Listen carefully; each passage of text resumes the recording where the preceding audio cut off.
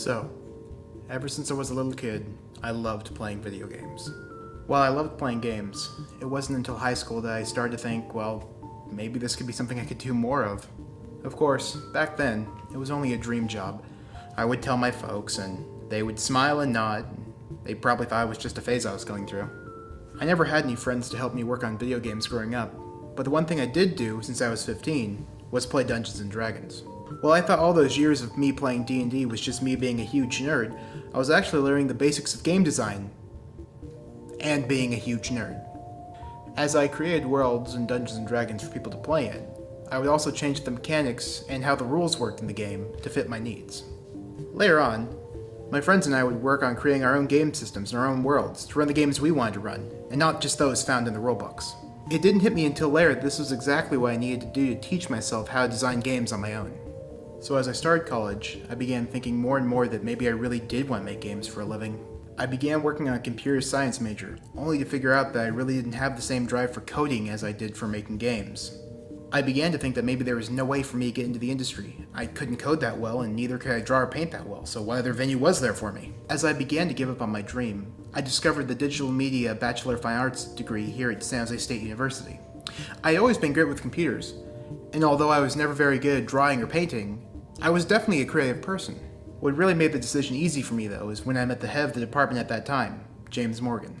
He told me about the game development club here at San Jose State University, as well as the game dev community that's around here as well. It was the best choice I ever made. I signed up for classes, and in 2012 I transferred over to San Jose State University.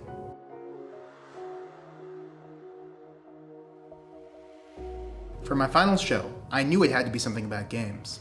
So I decided to take the arcade cabinets that the game dev club had and put my best games out of all the time I've been here on them. The Last Seat was my first foray into making a video game. I joined up with a group of like-minded people, and together we made a homage to the classic video game Asteroids. I worked as a designer on the game. Basically, it was my job to figure out all the mechanics and how everything would act in the game. During my first year at SJSU, I was going through some tough times in my life, and the game You is what came out of it. This was a therapeutic game created by a small team to help me work throughout all the crap that was going on in my life at that point. It is a story which I think everyone can relate with. In all my years here, Pew was the largest group I ever worked with on a game, totaling 8 people on the team. Finally, there is my newest game, The Reflectors. This game was made in a month and based off of building on a simple mechanic. During the year before, I had helped work and create 3 other games. The teams were so big and unwieldy, though, that the games either never got finished or weren't up to my standards. The Reflectors was a return to the simple and polished games that my team had started with so many years ago. The game only had one button per se, the 4 directions on the joystick. Like Pew, we made the game to be played specifically on the arcade cabinets. Throughout the entire time working on the Reflectors, I was keeping our group from going too big with the game. Many times, I had an idea which I thought would make the game more interesting, yet I knew if we wanted to add everything we had been thinking of to the game, it would never be done on time for the show.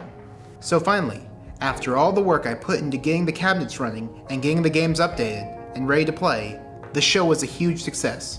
I had over 100 people come through the show, which ran for 4 days, and were able to play my games. In the end, I feel the show was a huge success, not only because I got to make a new game for people to play, but because so many people got to play my games in the first place.